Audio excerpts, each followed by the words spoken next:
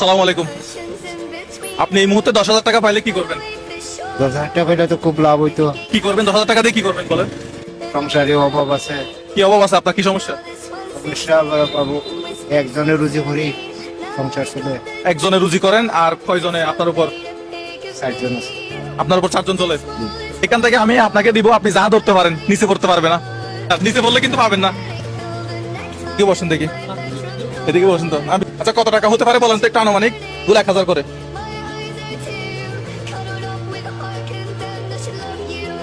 হ্যাঁ 9,000। তাহলে এটাও আপনি রাখি দেন। তাহলে এখন কত হইলো? 10,000 টাকা। এই 10,000 টাকা সম্পূর্ণ আপনার টাকা। কেমন লাগতেছে আপনার? আমার তো 3 লাখ আছে।